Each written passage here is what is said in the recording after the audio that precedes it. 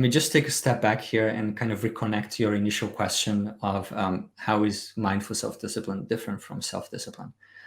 I believe that self-discipline should not be painful.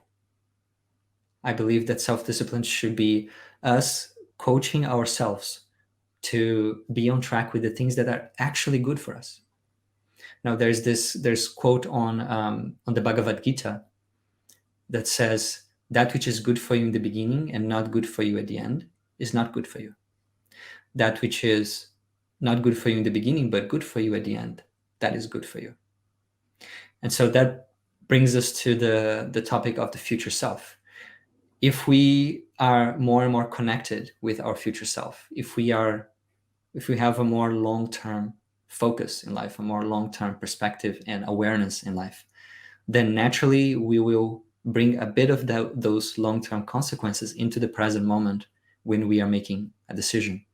And then the salad will feel more attractive, and the soda will feel less attractive. So yes, connecting to your future self and the long-term consequences of that action is one way to change how you feel about that activity. But in general, there are 3 different types of intrinsic rewards, because our brain loves rewards. If the habit we want to create is rewarding, then that is a positive loop in the brain, and you will want to do it again to experience that reward. Now, as I said, most authors in this space, they emphasize external rewards, but I like to emphasize internal rewards. They do take a little bit more work of awareness and using your mind to establish them. But once they are established, then you're good. Because if you learn how to enjoy going to the gym, if you love to go to the gym because you love how it feels during the activity and after the activity, you're not going to need any willpower to do that. You do it for its own sake. You enjoy it for its own sake, versus you doing it for something else, for an external reward. So the 3 types of internal rewards that I talk about, the first one is to learn to enjoy the activity itself.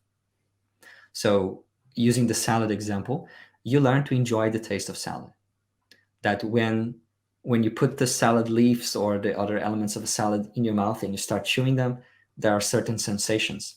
And you have been conditioned or accustomed to seeing those sensations as unpleasant. Now, you can recondition yourself to seeing them as pleasant. So that is finding the reward in the activity itself. The second way would be to find the reward in how you feel right after the activity.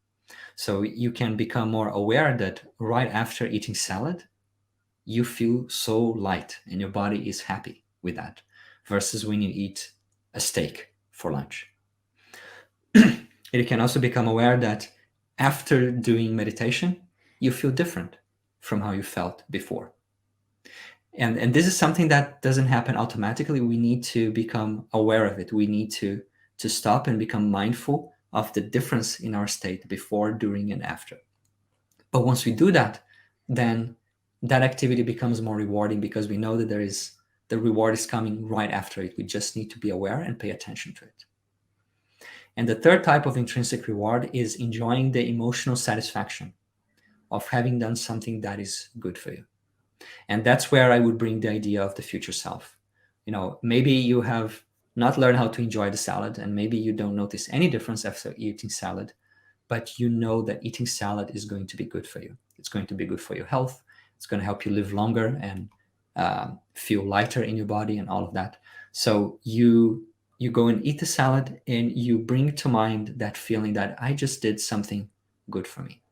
I exercise a little bit of self-discipline, a little bit of willpower to do something that is good for me. My future self is going to be proud that I ate the salad instead of the hamburger. So these are the 3 different types of intrinsic rewards that we can attach to the habits we're trying to create.